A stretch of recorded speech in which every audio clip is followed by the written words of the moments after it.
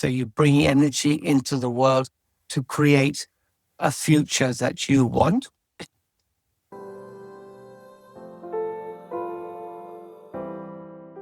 Hello and welcome to 22 Steps into Spirituality based on ancient Masonic wisdom. And welcome Chris Earnshaw, our fantastic speakers. Hello, Chris. Thank you. Hello again. First of all, like always, my quick introduction. Welcome back. You know, this is a 22 video series. This is the video number 15. And you go back, you go forward, you enjoy this, I think, unique collection of tribute to Chris New's books with hands-on practical ideas for spirituality. And like always, I invite you to share your thoughts in the comment sections. If you've done one of the exercises, please share with us. We are happy to respond. And with this, I'm giving the floor to Chris, and I'm very excited of what we're going to learn from you today. Thank you. Yes, lesson 15 is about the symbols for the three officers in the lodge. They're all represented by different geometric symbols. The first is the square, represents the master of the lodge.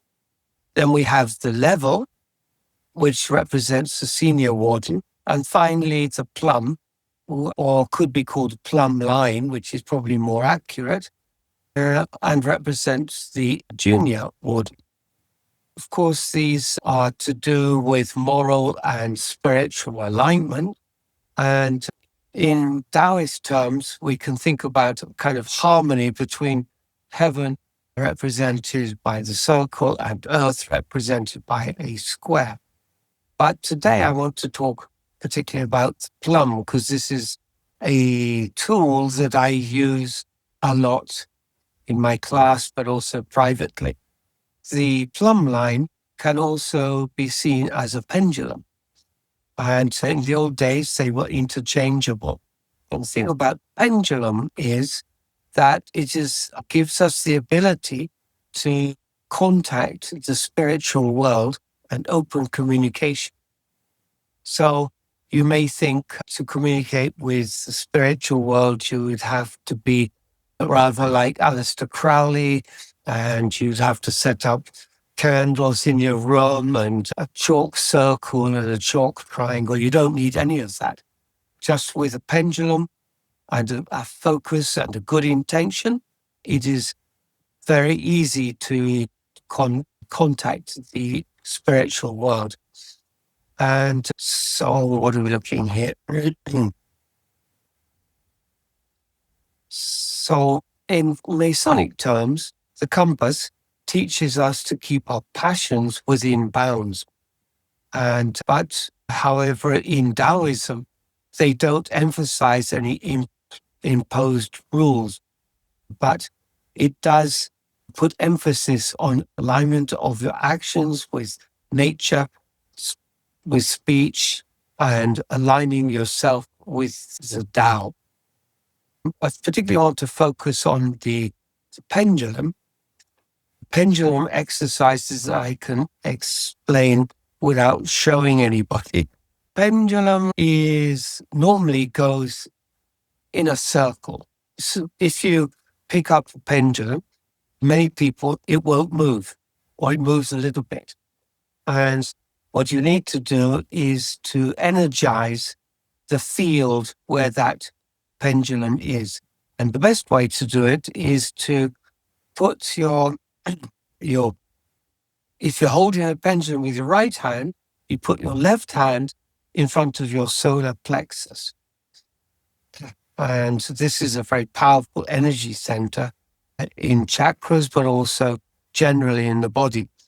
And then hold the pendulum over the palm of that hand. So the pendulum is reading the energy from the hand, but also from the solar plexus. And this is one of the best ways to start pendulum. If it still doesn't move, you can physically just move it a little bit and see if the energy will take over after that. Once you've got the pendulum moving, you need to establish a code of communication with the pendulum. And so most people think it goes in a circle, left circle or right circle, and that's it. But in fact, you can teach the pendulum to communicate to you in many more subtle ways than that. First of all, you want to set down the rule for yes and no. The pendulum, many textbooks suggest that a right circle is yes, a left circle is no. However, if you use a circle for yes and no, then that limits the other ways of communication. So I think the best way is to a vertical line away from your body is yes, and left and right across your body is no. So it's rather nodding your head in agreement or shaking your head disagreement. So first of all, then you have to physically move the pendulum away from you, because it won't automatically put it in a vertical position. Move it a little bit. And I should actually, do I have one? Oh, I know where I have one. I think I have one just here. Okay. So this is one of many pendulums that so this is, moving it away is like this, and then moving it across like this represents no. So you start by Can I interject? Yes. Just a quick question, so sorry. There's a lot of discussion that if you go and buy the pendulum, that some want to work with you, some don't want to work with you. Is that No, they all work with you because it's a tool. It has no consciousness or thought patterns of its own. It's just a tool like a hammer or a spade. But you have to teach it how to move. And so you're starting to open a psychic doorway by doing this. And so I tell my pendulum, this means yes, and then you stop it, and then this means no. And of course, you can do it in German or Italian and once you have this, you want to start making sure it understands what no means. So you ask it, for example, is it raining? And when just hold it, it'll make a small circle, just holding it. It's thinking mode. And if you ask, is it raining where I live today? And then we'll see the answer. And the answer is yes. And in fact, it is raining outside today, and it's cold as well. So you need to start with simple questions, not complicated. Is my name Sally? And then it goes to no, because my name isn't. So do a few questions like this so that you know the answer, and then you can together show that you know the answer. Next thing you want to do is to invite in a higher source to use this to communicate to you, a spirit. And in my case, I work with my guardian spirit, who I know that there's a name of. I know quite a lot about her because I've been talking to her through using the pendulum. We'll talk about that in a moment. But yes, so when you've got the circle going, what you want to do is to open it, and you see the circle as a clock face with the hours on it, and look at it at 5-minute increments. So 11 o'clock, which is 5 minutes to 12, 11 o'clock means means goodbye. And then 5 past means hello. So when you hold it like this, if you can see, after a while, it'll naturally go to the hello situation. So it's a circle now, and then it'll start pointing. You can't quite see where I am, but it's pointing just off my center line. My center line is here, and it's pointing to the side, which is about 5 o'clock. And that means hello. And then I ask what I want to do. And I say, today, I either want to start an exorcism, or I want to work some hidden knowledge, or want to be taught something. And you always start at this point. And then once it's open, then you can ask your question. After you've got the question answered, then you should close the circle. Don't leave it open, and it'll go back to 11 o'clock, and that is goodbye. If you want to ask questions, a good way is to use a Ouija board.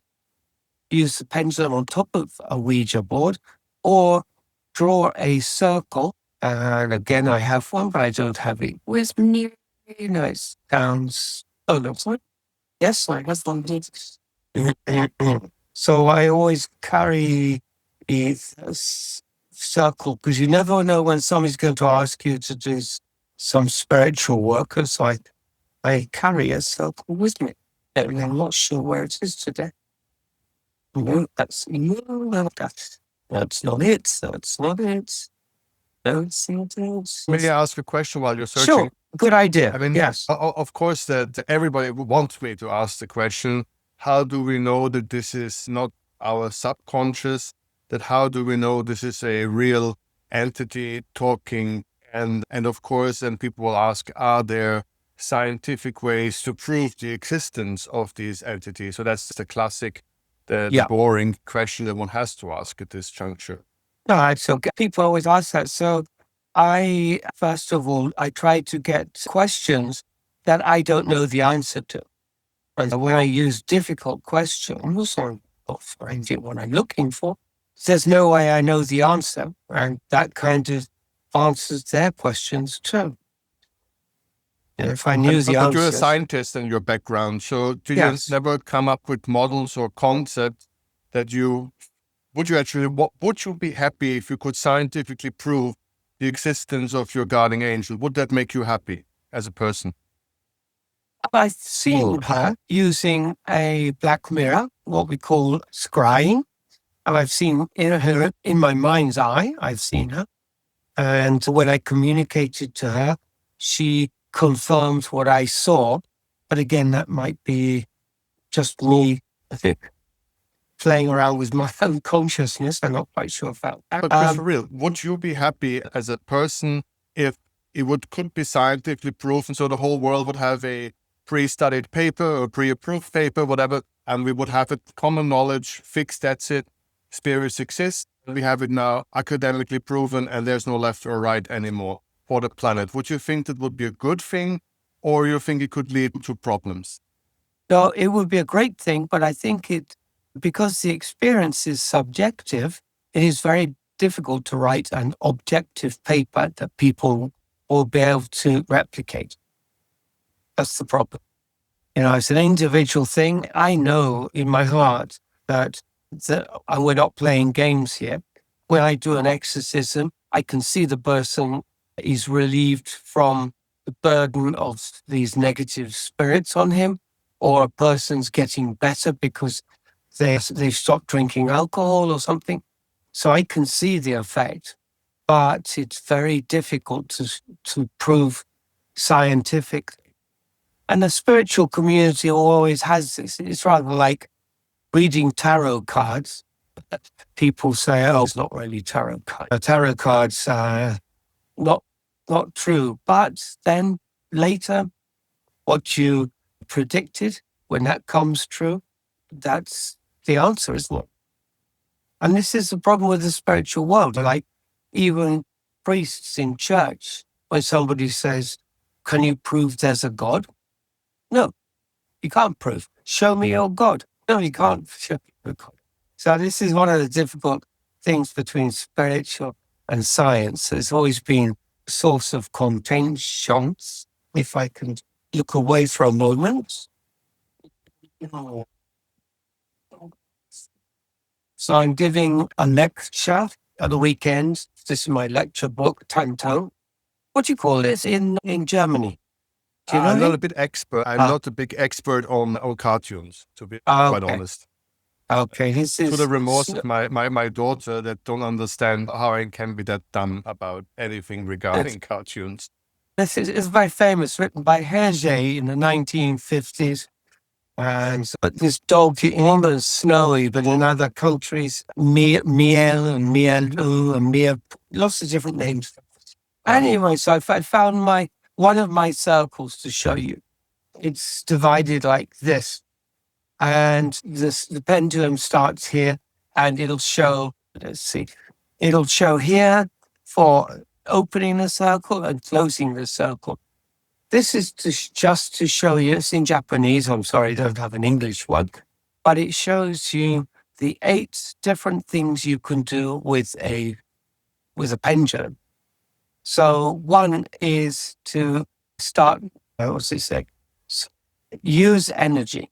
So in that case, you can use energy for, what's it say in English? Okay. And sokuryo, okay, for measuring things.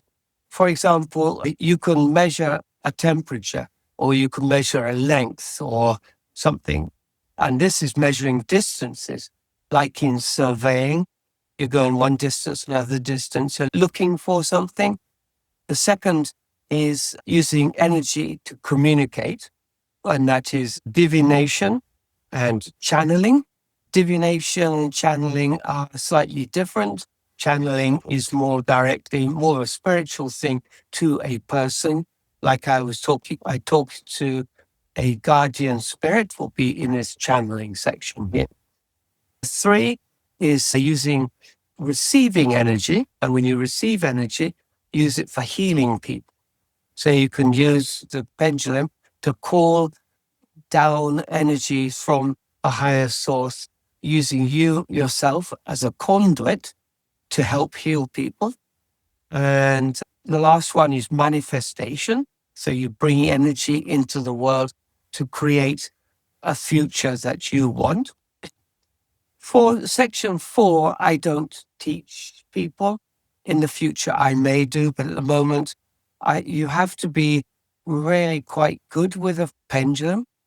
You got to be, so, for example, when I meet a strong entity, I get I get this sort of reaction. Now I'm moving it, but when a negative energy comes near me, the energy is quite strong, and the pendulum just swings around in a big circle. I'm not sure if you can see that. But so until you are able to receive energy through the pendulum like that, it's not worth going into this section.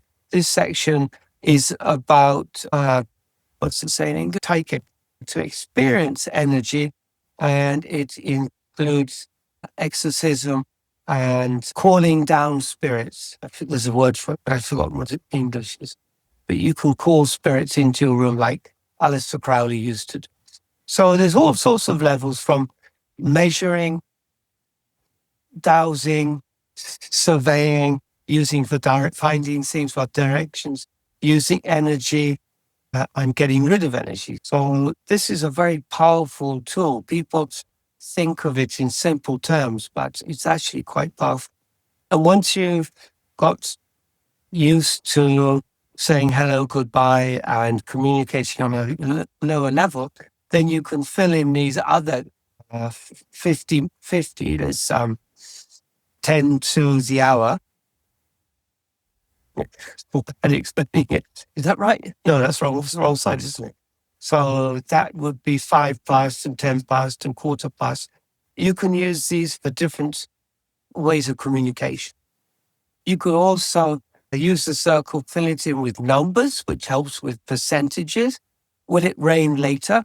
Yes. What percentage of possibility? It'll tell you 10%, 40%.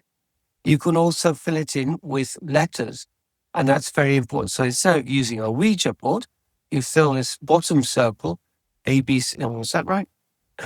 A, B, C, D, E, F, G, H, up to Z. You can't use the other side because when the pendulum moves across, you don't know which letter it's pointing to. So you can only use half the circle for numbers and letters, and that's how you start to communicate. Asking, is something you don't know, where can I find, for example, finding out what the name of who you're talking to. And are you my higher self? Are you my guardian angel? And then you ask these questions, and what's your name? What I found teaching this to other people is when you ask their name, you normally get a lot of consonants. You don't get any vowels, or very few vowels. And you look at all these consonants, how do you pronounce that? And so The reason is ancient civilizations like Hebrew, but even more older ones like the Egyptians didn't have vowels. They just had consonants. And so they knew how to pronounce these words, whereas we Can you give us an don't. example of a name? It might be HSHPT. HSHPT. Well, that'd be Heshput in Egyptian. HESPHPEHT. Foot. Heshput. But it could be Hashput, or it could be Hashpit, or Hishput, Hishpet.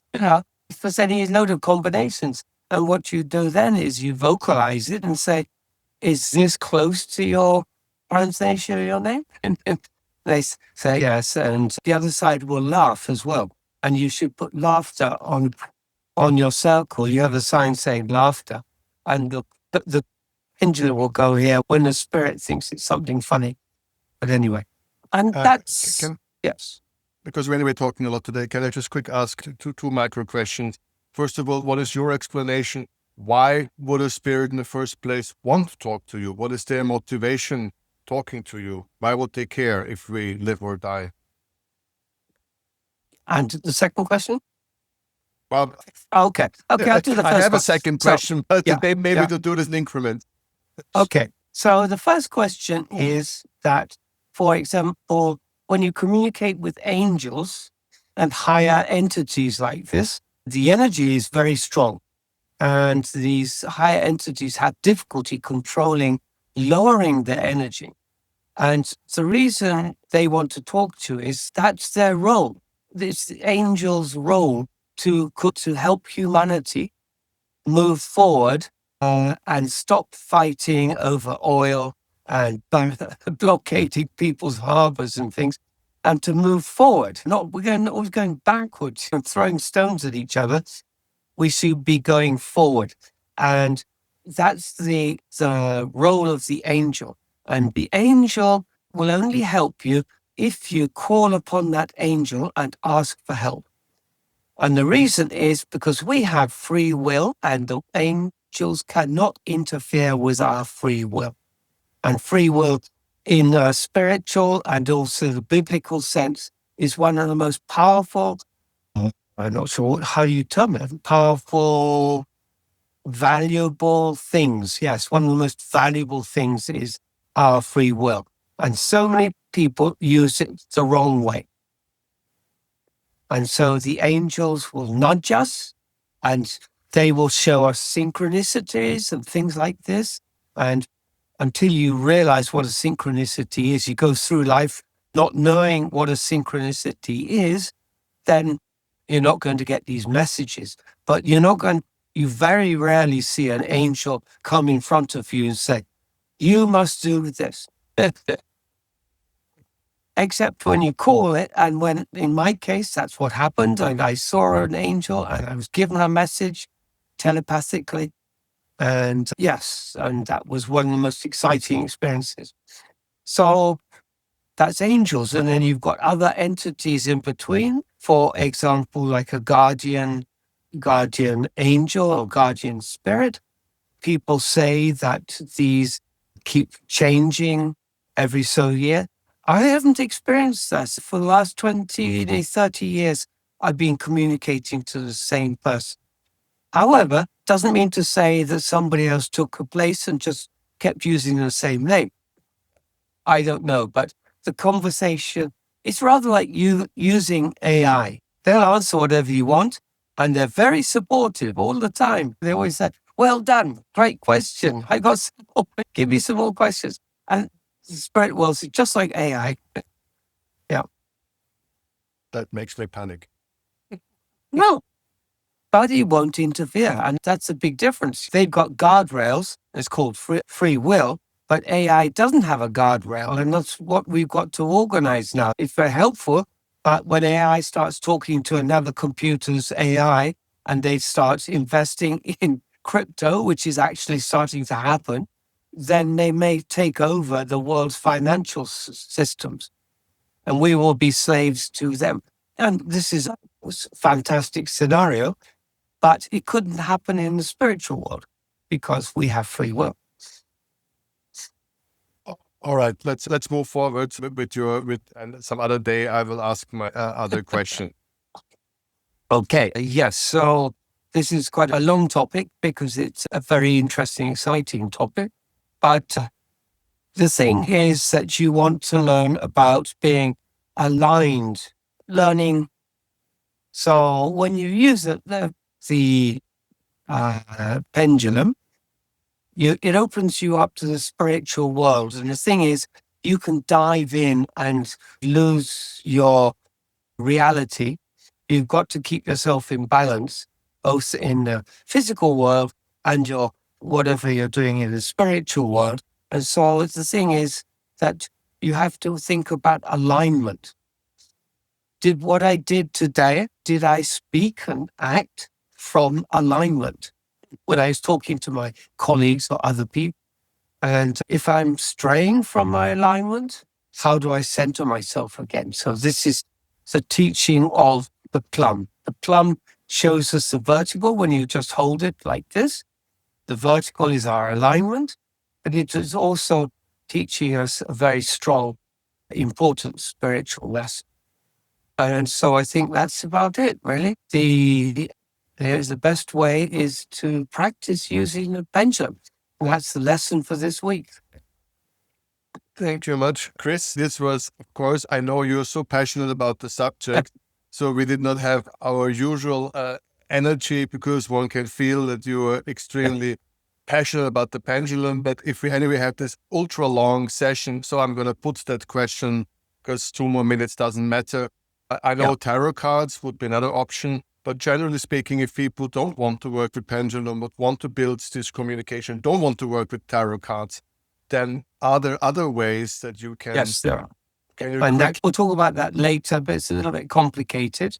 But in lesson 22, 20. All right. Yeah, perhaps 22, yes. Well, that's good. That's amazing for the series. We should make more of these coming later at the moment. Maybe we will get viral. Also, I'm using an amethyst that somebody gave me, but you can use a coin here. Chinese coins have a hole in the middle because they wanted to count them in units of 100 or 50, and they put a rope around it. So you don't have to count every single coin. Those coins work just as well. It doesn't have to be a nice stone or anything. And about 2 to 3 inches length is long enough. If you make it too long, it gets a little bit too sensitive. If you get too short, it doesn't seem to move at all. Somewhere in the middle. All right. Good. Then please, everybody out there, thank you so much for watching. And if you've tried, if you're a pendulum expert, give us a shout out. If you're starting first time trying it, give us a feedback, how it worked, didn't work, and we'll monitor it and hopefully we can interact. So thank you so very much, Chris, for this session. You're welcome.